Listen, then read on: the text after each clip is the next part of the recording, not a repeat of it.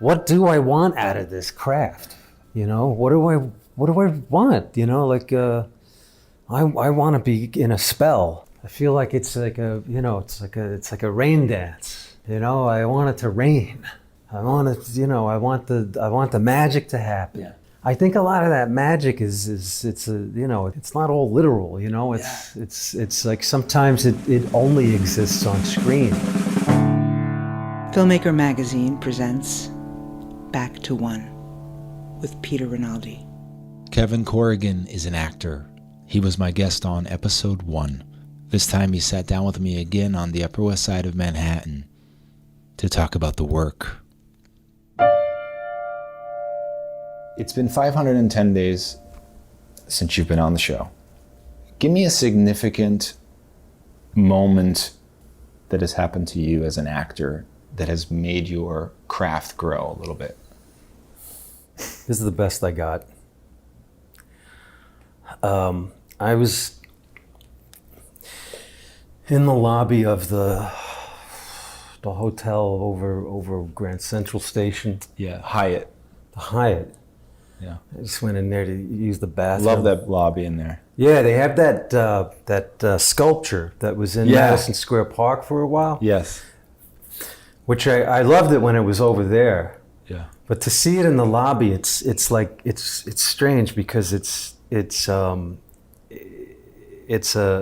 manifestation, like a three-dimensional manifestation of a computer distortion. Yeah, something like that. Yeah. Like the head is just elongated. Yeah. Almost like the Beatles' Rubber Soul cover. Yeah. And when you look at it, it's just really jarring. And it's just kind of strange. Anyway, so it's disorienting. Yeah. It fucks with my eyes. Yeah. You know, it's weird.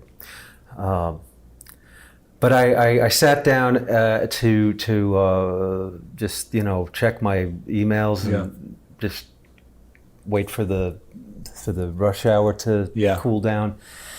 And I heard this child in anguish, just not having a good day. Yeah. And it was about 6 feet away from me. Mm-hmm. And I could hear an adult voice saying, "We don't argue about clothing." Right? Did we talk about this before we came here? The weather in New York is different. You have to put on a coat. And this kid was just like, 2, 3, and having a tantrum. Yeah. And I wouldn't look up at first, Yeah. I kept waiting for it to blow over, and I finally looked up, and I just in time for the mother to said those things. Yeah. She finally said, "Take a deep breath." Wow. And then the kid calmed down. And at that moment, I thought, if we don't eventually become our own parents, we're always going to be someone's kid. And we will always require instruction and pacifying. Mm-hmm. No matter how old we get, if we don't own ourselves at some point, then we're always going to depend on our spouse or our children or whoever it is that we will naturally glom onto for parenting. Yeah. And to ask to have someone to tell us what to do. Yeah. Like I'm angry. I don't know. I'm going through something, and we're always going to need someone to take care of us. Yeah. With things that we ought to be able to take care of ourselves. To me, that's an acting lesson that came out of like just sort of in the ether. It's in the air. These ideas that you don't invent them. You catch them. They kind of drift into your orbit. Yeah. And that was something that I've taken into my work taking ownership of not only of my own shortcomings, frailties, Yeah. weaknesses, but those of the character I'm playing. I have to own those too when I take on a part. And I can't, it's great and it's essential to have a director who is maybe playing a parental role in the process. But I don't want to leave too much up to them, especially if it's a TV series and you're playing like a recurring role and there's a different director for every episode, because they don't care, they don't even know who your character is, Right. But this brings up something interesting, though. Can an actor really be great if they don't know themselves? How much is it really about examining your own self and seeing how much of a baby you really still are or not? Yeah, it's a good question. I think you just have to use what's available to you. It's the conditions for acting aren't always going to be perfect. I think some of the best work is done by people who maybe have no self-awareness. It's why we love non-actors so much. Right. It's like, wow, that guy was so great. Yeah, he's a doorman. We just got him that one day, and he was great. He was like a well of ideas, but he's not an actor.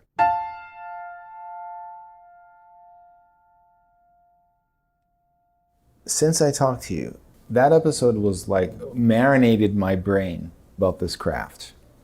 And then it was baked in all of these different ovens. That's a terrible analogy that just hit a wall. So Well,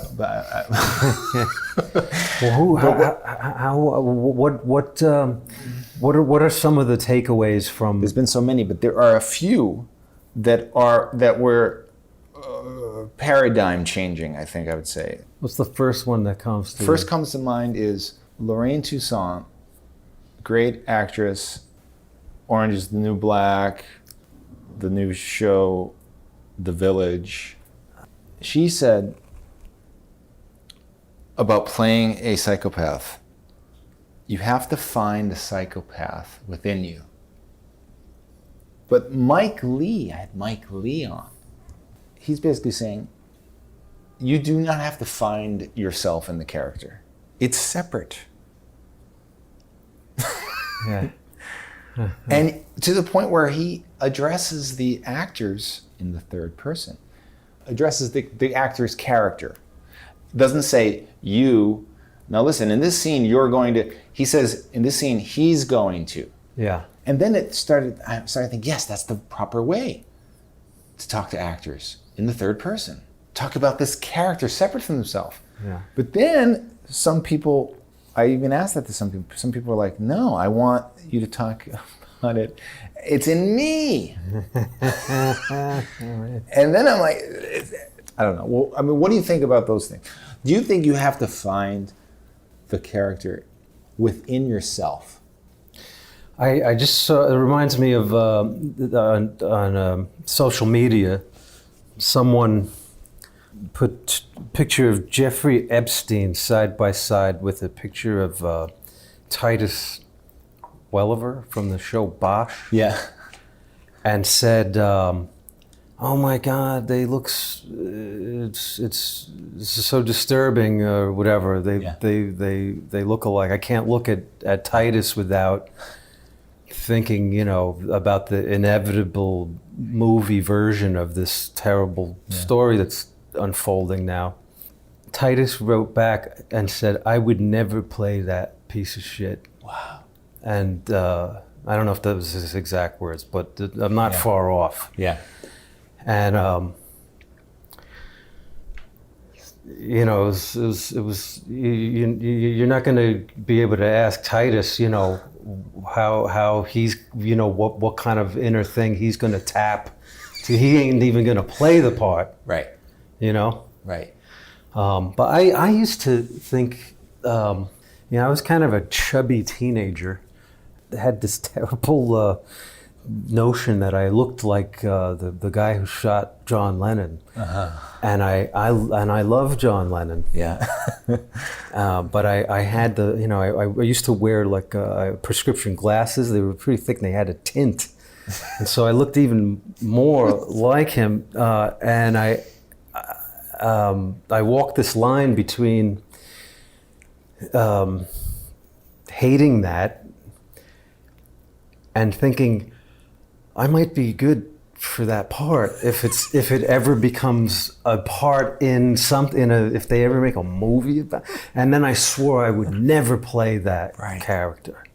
Right. It's like they can't make a movie about that guy. Now they've made 2. 3, at least 2. I think there's 3. Yeah. There was. I one know with somebody that played. I know somebody that played him. Let me think of his name. Holy shit. Jonas Ball. There you go. That's his name. Yeah, he was. Yes. He was great. I didn't see the Jared's version, but I saw the other one. Yeah, you did. He was really good. Yeah. He went to all of those places that I remember thinking, I don't want to go to those places, and I don't think anyone should. For the purposes of like telling that story, that shouldn't be. And part of me was like, well, I guess I could have done it then. I could have done it without shame, because Lily Taylor played Valerie Solanas. They become the stuff of somebody's artwork. Script, play. Mm-hmm. They're historical characters for better or worse, and someone's going to make a movie about them. Right. Maybe someone will eventually make a movie about Jeffrey Epstein, and it won't be Titus Welliver playing the part, but someone will take the job. Right. But we do that job anyway. This is all of that inner reflection. Like, what would I do? What would I do if I had to play? I'm not going to play that part, but what if I had to play that part? Because you might play that part anyway. Mm-hmm. Against all of your protest and all of your personal feelings about something that's playing out in real life, and you have really strong feelings about something that's happening in the public sphere, and it's like, oh, look, there's acting, and then there's real. I'm not this. We shouldn't even mention this person's name and all of this, but. You could get a script, next week. You could end up doing a classical play that's tapping into the same stuff. Right. You know what I mean? Yeah. So you have to take those things into consideration anyway if you're an actor. You can't leave all the closet doors closed inside yourself.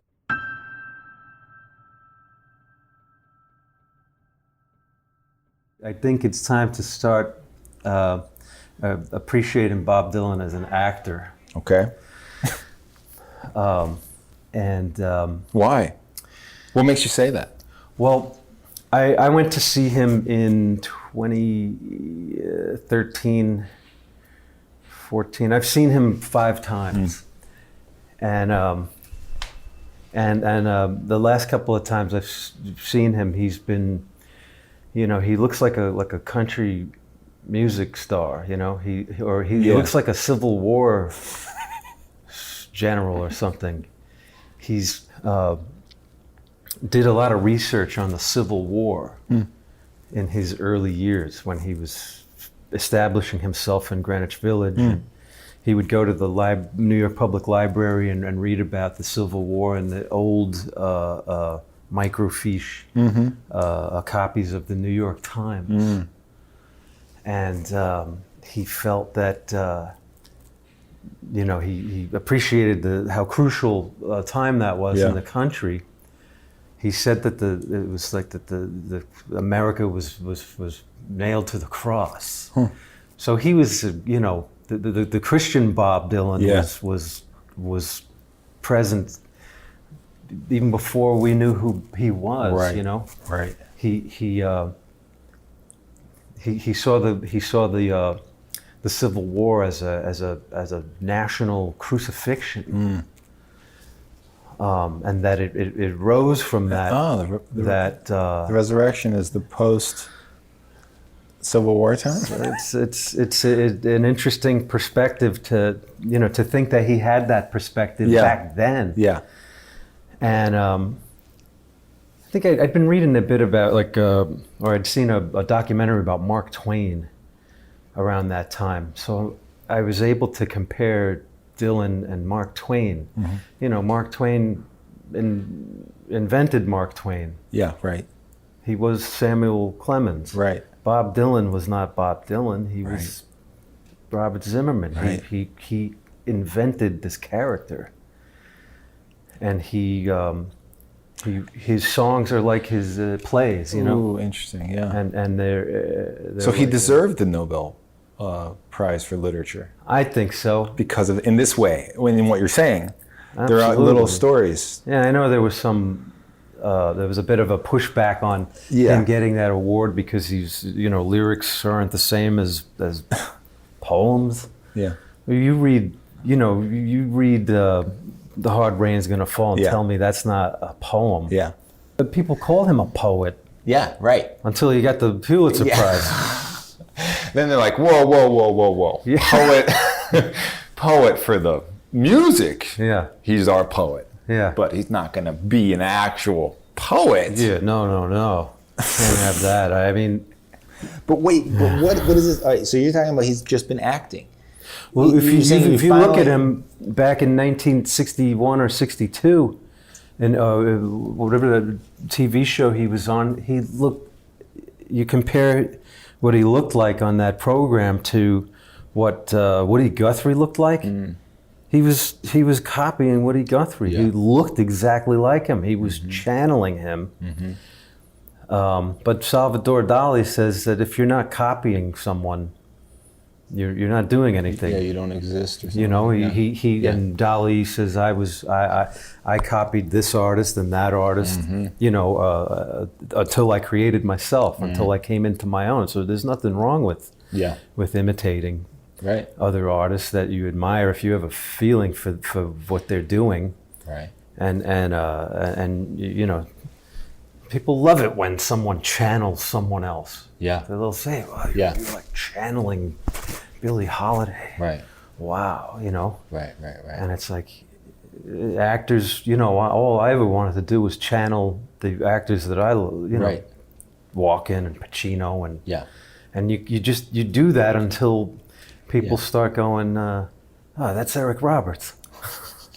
But we're just all pulling from the same heroes and inspirations. Yes. When I feel like it, when I'm inspired, I can still draw and paint. And I've always had a tendency to copy things, copy an album cover. And I thought, the height of artistic achievement was to make your drawing look exactly like the album cover you were using as a model. Yeah. And sometimes in acting, it's the same way. Before a take, I'll run through the lines in Brando's voice, and then do it in the take and see what parts of that stick. And you're not supposed to do that. But at the same time, who's going to tell you can't? Right. Or who says you can't? Yeah. And anyway. You're not gonna. If you think you're Marlon Brando, you're not. You're gonna be you anyway. Right. And if if I take a canvas and I copy that painting on the wall right now, that man, it's not gonna look like that. Right. It's gonna look like like my work. Right. I mean, but this is very interesting. I mean, like a year ago, I would have had great. Problems with what you're saying, but now I think from this podcast, really, I've realized that whatever that energy is there, that wanting to be Brando, or wanting the idea of just pulling from whatever Brando did to you, when you first saw him or when you were starting to love him, and then you wanting to do that is enough of some kind of energy that is igniting the performance in some way. And some people might be like, I think he's trying to do Brando, but other people might just be like involved in the energy of that. Yeah. And I think you need something like that. For sure, that is going to be better than having no energy and still doing it in a quote unquote authentic way that doesn't have an energy. Yeah, I agree. I think Michael Caine said, if you're going to steal from the best.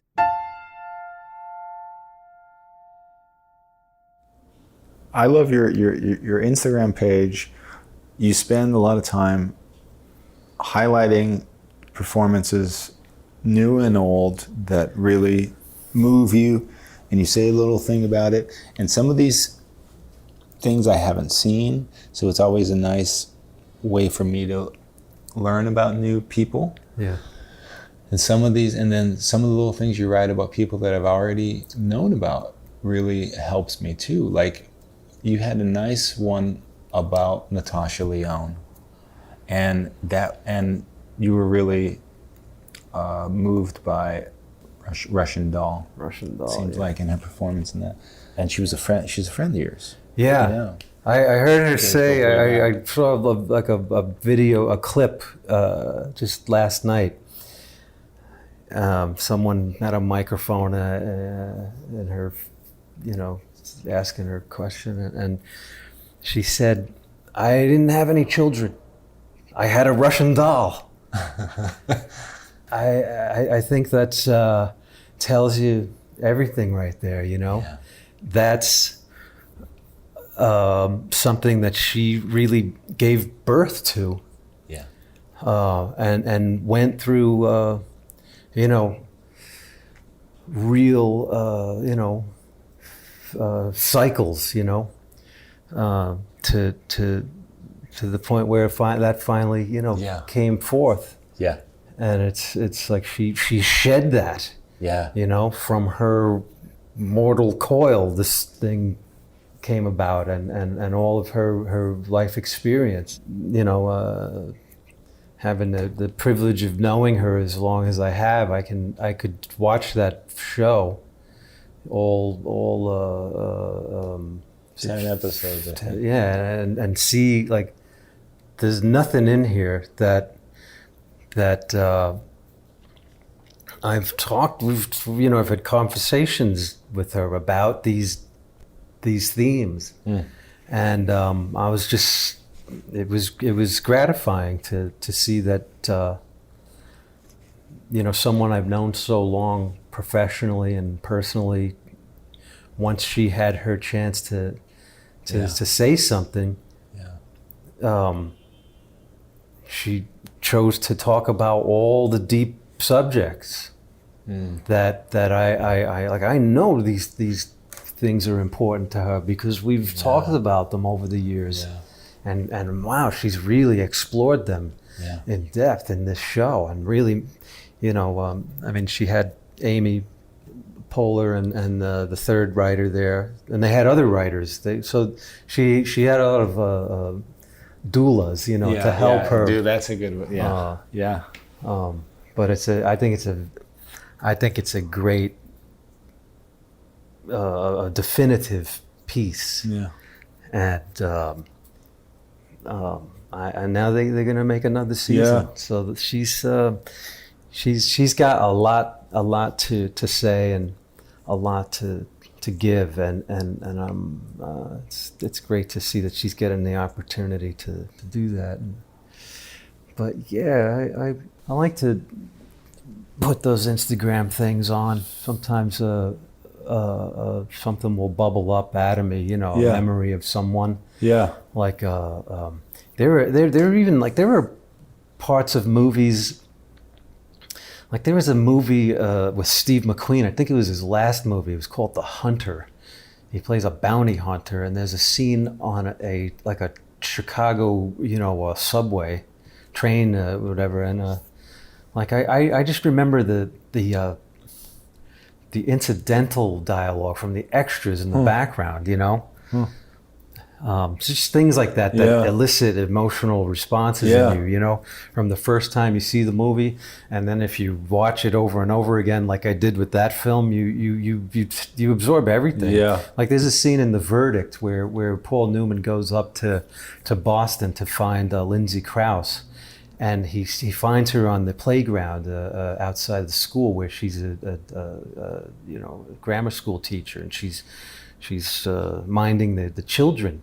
Yeah. I remember the sound of the children. There's a scene where she's tying this kid's shoelace or something, or buttoning up her coat, and at that moment she sees Paul Newman, and she realizes why he's there. He needs her to come and testify in this case.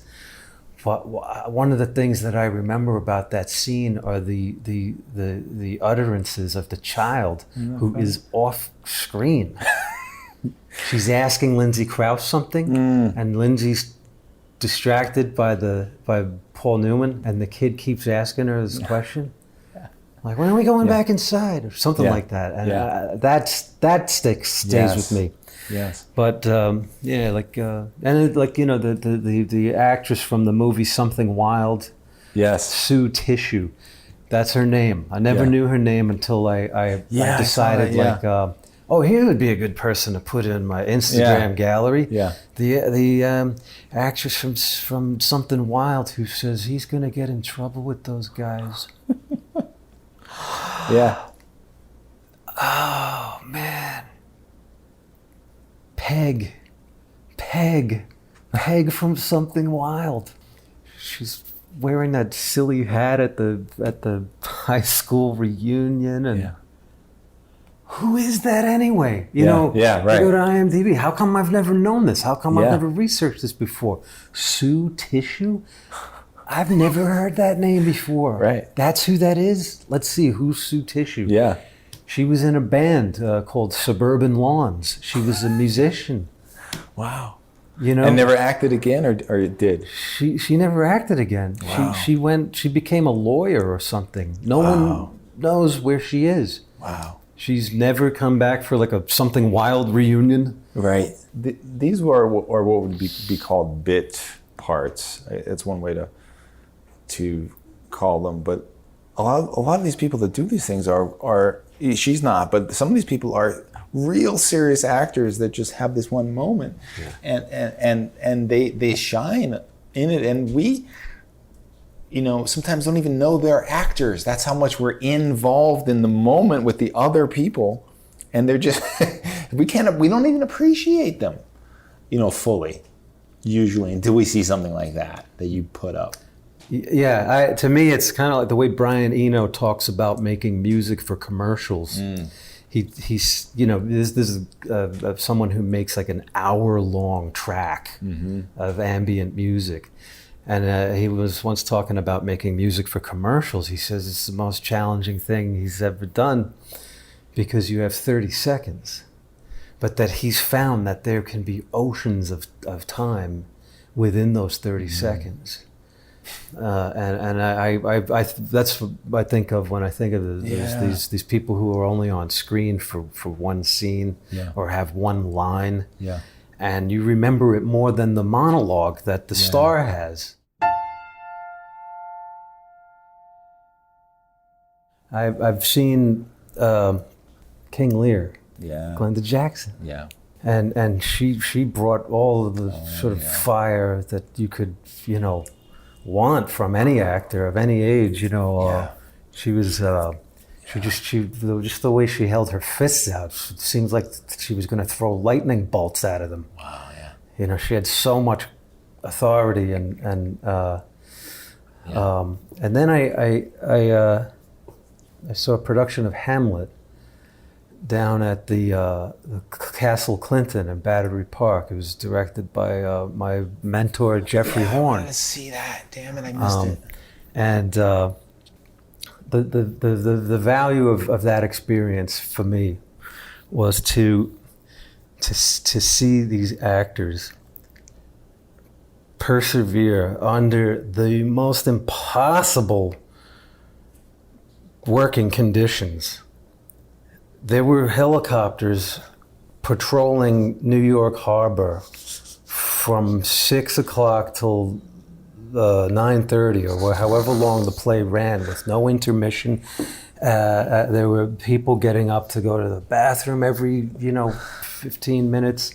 Every time someone would get up and go, there'd be someone coming back, and there were children who were their attention span was spent, and they were playing with toys next to me. And there was I think the actor who played Polonius, his microphone kept shorting out. Oh God. And it was just there was trucks going through the park. There were boats pounding their horns out in the water, and all land, sea, and air transportation. It was ridiculous. And I started to watch the audience to see how many people how people were doing. Yeah. And I could see, and it was a good crowd. It was pretty filled up in there. I mean, it was a free event. Right. There were the older people in the audience who were sitting like I am now with their legs crossed, kind of listening intently to the play. Trying, they've probably seen Hamlet done many times throughout. These are the Shakespeare scholars out there, and they know the play really well, and they I think will forgive the circumstances, and this was the second to last performance. So I thought to myself, this can't be the first time that they're dealing with the helicopters. I mean, I had to take my hat off to them for like, if it was me, I just couldn't even remember my lines. Yeah. No one ever dropped a line or forgot their lines. And I started to just look at the trees. I know that Jeffrey picked this place because it has a medieval atmosphere. Mm-hmm. And, he presented the play in a very traditional way because he wants people exposed to Shakespeare. Yeah. That's his priority. And it always has been as long as I've known him. He's There's a wonderful interview just with him and Alec Baldwin. Please seek it out. Maybe I'll link to it. I've heard you sent it to me, Kevin, and that was a real great interview. That's what made me want to go and see that Hamlet production. Yeah. I'm like, this guy's amazing. Yeah, I caught him a few times. He was pacing in the back. As a director will. He was just kind of like, when the technical things were, different things were, but if I were him, I would have had a nervous breakdown with all of the things that in my view were going wrong. Yeah. And I thought to myself, Jeffrey can't see these things as threats to the production. He doesn't see these things as being wrong. It's just, I don't know. I didn't get to ask him, if he was like, it must have been a real nail biter when that helicopter started idling right over the Freedom Tower or whatever. Maybe that didn't bother him at all. Maybe it didn't. I don't think it bothered any of the actors. They just plowed through. Wow. And I started to I was watching like the trees sort of waving in the wind. There was a squirrel on the roof of the castle. Looked like it was listening to the play. For 20 minutes I was watching that thing, and then I watched it run across the roof, and I was just watching birds fly. I was trying to focus on something to distract myself from my own anger and frustration. Yeah. Because I certainly didn't want to take it out on the actors, Yeah. It's not their fault. Yeah. They're working their asses off up there to present this play. Yeah. And that's when I thought, it's the play's the thing. They even, right when I thought that, someone said it. It's actually a line in the play. It's a line in the play. And that line, every other line in that play is something you've heard in popular language. Right. That's right.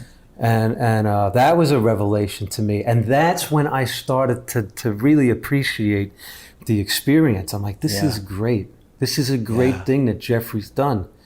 And I really heard the play. Yeah. It's about the play. I like the acting was terrific. The fact that these people memorize all this stuff. Yeah. And it's like, if it was me, if I took a part in this play, that would mean that for the past 3 months, I would be somewhere with Hamlet, memorizing the lines, going over them with my wife, or asking for help from somebody. It would have taken over my life. Yeah, 3 months at least. And it's, I have to assume that it's taken over their lives. Yeah. Why are they doing this? Yeah. I have to honor whatever reasons they have for being here to present this. Yeah. And the play does go on. The last play I was in, there was a full production of a play. It was a play called Ninth and Joni. It was at the Labyrinth Theater, and there's a scene where between my character and his brother, the brother shoots himself right there in the living room in the head. So there was a blood machine rigged to the back of the couch. It sprays the blood against the back wall. And then I come running over, and I'm holding him as he's dying. And that's the end of Act 1. Wow. And opening night. Oh, no.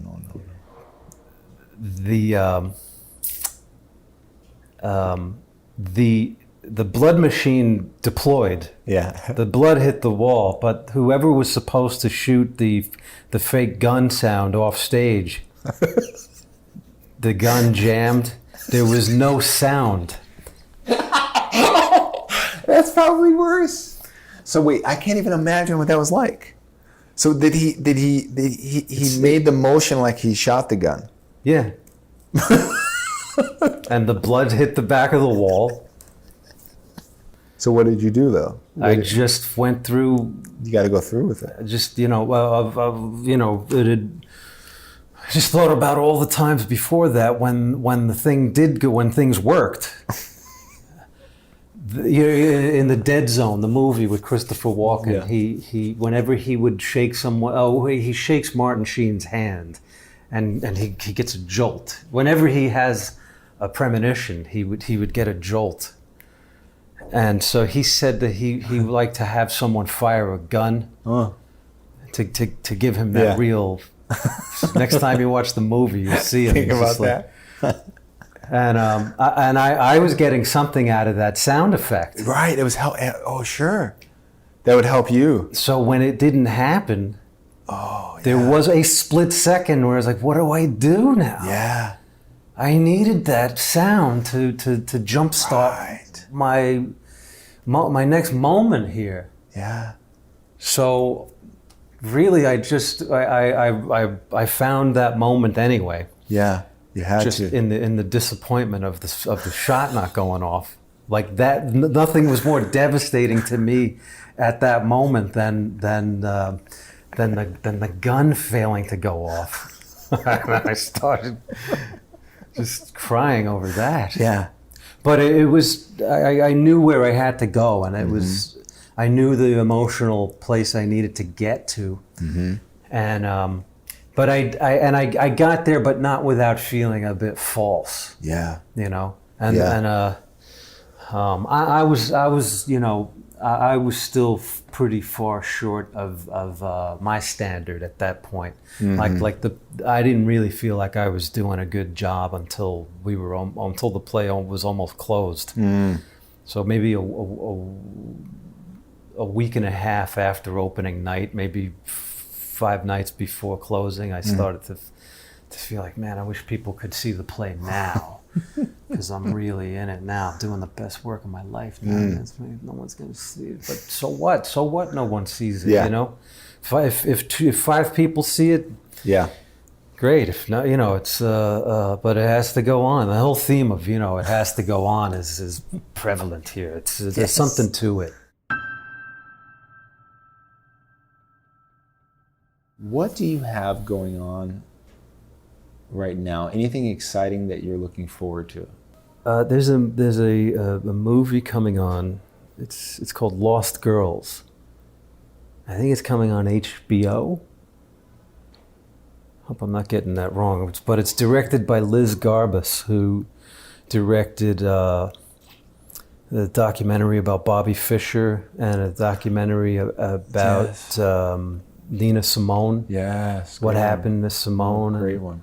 She's made her directorial debut with with narrative drama, scripted drama. It's based on a book called Lost Girls. It's about an unsolved murder in Long Island, and I play a character who's like a local guy in the area, has his own conspiracy theory about the murder. Mm-hmm. And I'm also working on Judd Apatow's new movie. It's got the working title is just, I think they're just calling it Staten Island, because that's where they're shooting it, and it's already funny. Yeah, it is a comedy. So the first joke is the title. Sorry, Staten Island. Staten Island's great. Yeah, I've worked there a bunch of times. I've worked there. Wait, you're serious? Yeah. Now that's funny. No, that's just the truth. I'm kidding. The first time was Goodfellas. We filmed the scenes with the helicopters following the car. That's in Staten Island? Staten Island. Oh my God. And worked with Patton Oswalt on Big Fan in Staten Island. And there was at least one other thing, or two other things. And now this thing with it's the main character in the movie is played by Pete Davidson, and he co-wrote the script. And I guess it's loosely based on him. He's sure he lives out there. That's right, or he lived out there. He still lives out there. He still lives out there. Yeah, wow. Yeah. He's a real Staten Island boy. Yeah. But yeah, the movie's about this sort of directionless 20-something. Yeah. His mother's a widow. His father died when he was 8. His father was a fireman. Right. This is real. Yeah, that is like so his father really did die. Yeah. In the Twin Towers. Right. Now they don't get into that in the movie. Mm-hmm. He's just like not flying the coop, and his mother's ready to kick him out, and she wants to remarry. So she ends up hooking up with a guy who's also a fireman, played by Bill Burr, and Marissa Tomei is the mother, and Pete Davidson hates this guy because he's moving into his house, and so it's there's a lot of scenes between them, and I play his uncle. His mother finally tells him to get a job, and he gets one as a busboy at his uncle's restaurant, and I'm his uncle. So what? I like Pete Davidson, but what is he like as a comedian, as a comedic actor? He's great. Opposite you. He's like another one of those people who's just a bottomless well of ideas and puns and ad libs, and a lot of people in the cast are stand-up comics, and Judd, being a stand-up comic himself, is he's cast these people, and but it's a real movie. It's like Pete Davidson told me that it started out. He wrote it with his writing partner. It was originally like just 80 pages of jokes, and he said that it was Judd who put it a structure to it and a story to it, and now it's very much like and added stakes, as Apatow likes to do. Yes. But it's a sweet movie. I think it's going to be great. Pete was quoting lines from the Rodney Dangerfield movie Easy Money. The last time we worked, he was just before a take. He was just saying them out loud, and I was like, I know what that's from. That's with Taylor Negron. Yeah. He was played Julio, so we just we emptied that movie of all the lines. We just did every line from the movie. Taylor Negron, when he's trying to get Jennifer Jason Leigh back, and he's got his friend who's telling him, "I'll be here in the bush. Just go. Tell her to calm down. Tell her you're the man." Yeah. And he's like, "Allison, calm down. I'm the man." He goes, "No, not like that. Jump up and down." So we were doing that, and again, you know, it's like it's a little bit like, you know, doing the lines like Brando before the take, just to give you some spark, just to get the thing moving. Right. We just started doing that before every take, and we started having a good time. And then it occurred to me that because I watched a couple of playbacks of his close-ups. I was like, this guy's great, you know. Yeah. He's you might say he's a non-actor. You mean that in a good way? I mean that in a good way. Yeah. He's not. You know, he doesn't think of himself as an actor. Right. And he's got something. Yeah, he's like, and the script is close enough to his own life that he can just sort of walk in and out of that door, you know. Yeah. And it's effortless, his performance, you know. And Judd is a great, you know, at sort of moderating, protecting him in that way, but making it happen. Yeah. But I told him, you know, it occurred to me, we're making Easy Money. We're making a better movie than Easy Money. But it's funny that he was quoting lines from that movie. He knows what the granddad is. We're sort of doing that. That's sort of like it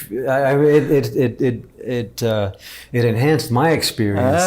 All the great moments from that movie. There's going to be a lot of great moments in this movie. Yeah. If we do it right, and there's no chance that we're not going to do it. This is a home run. Yeah. You know, I think, and you know, Marissa is going to nail it. That's for sure. But you know, I have like 6 days of work on that. I've done 4. I got 2 left. You know, Judd was kind enough to hire me. Yeah. And can't look at it like that. You got to look at it like he knows the right guy for this part. Sure. Yeah. Now, I've worked with Judd as a director once before. He cast me in an episode of Freaks and Geeks, and I worked on that for 2 days, or maybe it was all in one day. But like halfway through that day, I was really bummed, just because I didn't feel like it was coming off. Like I just didn't feel good. And he asked me what was, you know, he's like, "How you doing?" I'm like, "No, what's wrong? What's going on?" It's like, "I don't know. I just feel like a bad actor." He's like, "What do you mean?" He's like, I don't know. I just don't. I don't know, man. He's like, "That's great. We're moving on. Yeah. We're making our day here. Everything's going great." It's like, I know. I just don't. I don't know. So he called me the next day. He goes, "Look, Corrigan, I saw the stuff from yesterday. You're great. Get over it." And when I saw it, it was fine. Yeah. I feel like it's like a rain dance. You know, I want it to rain. I want the magic to happen. Yeah. And I think a lot of that magic it's not all literal, you know. It's like sometimes it only exists on screen. Like I remember doing I was walking through Grand Central Station yesterday, and I remember working on this movie called Winter's Tale. It's got Russell Crowe in it, and we were playing gang members of this, where the whole gang wears like bowler hats, and it's like 1910, and we're marching through Grand Central Station. And it was amazing because we were all wearing period costumes. They cleared the place out. Wow. They made it look like it was 1910. Wow. And I'm like, this is like a crazy trip. Like this is a fantasy. Like it's like I'd love to trip out on like shrooms or something and have this happen. And I think I probably would have a more authentic experience if I went about it that way, because here we are. I'm like, all right, we got it's 1910. We're in Grand Central Station, and they're going to yell action, and I'm going to feel it. It's going to rain. It's going to rain magic. It's going to feel like we're time traveling. And you know what? They yelled cut, and I was like, I didn't feel it. It just feels like 2013. It just feels like I can see the digital clock over in the, like, what do I want out of this craft? Right. You know, what do I want? You know, like I want to be in a spell. I want to feel like I'm tripping. That's why I used to like get drunk and stoned before I went to work for like the first 20 years of my career. To sort of muss it up a little bit. Yeah. Leave some of this to chance. Why does it all have to be so precision and prepared? And you know, why can't let's allow room for some sort of accidents to? Yeah. But I think sometimes you know, if there is a sort of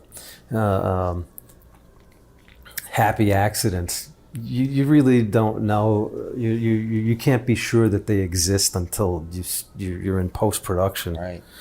And it might just be, you know, the doing of the editor. Right. You know. What else? That's about it. Actually, there's a movie called Black Magic for White Boys. Owner to Cow. Yeah. It's playing right now in Montreal. Is it? Yeah. That's where it premiered. I'm in some festival up there. I did not know that. Well, he added a bunch of material to the movie. Now I'm an extra in it, Kev. So we're together again. Now on IMDb it'll say that we've worked together. Oh wow! Glorified extra. I yell at somebody or something like that. Did you have fun working on it? Oh, I love him. I love Owner. Right, you love him, right? Oh yeah. We did some good stuff. Nice. And so I'm excited about that. Yeah. Now you reminded me. I've actually have some stuff coming up. Yes. So you've been busy. But what I would really like is for you to stop by at least every year to chime in about the work. Sure. Boom. Kevin Corrigan, thank you once again. Oh, you got it. Thank you. Back to One is a production of Filmmaker Magazine, which is a publication of IFP, the Independent Filmmaker Project. Listen to back episodes of this podcast at filmmakermagazine.com or wherever you get your podcasts.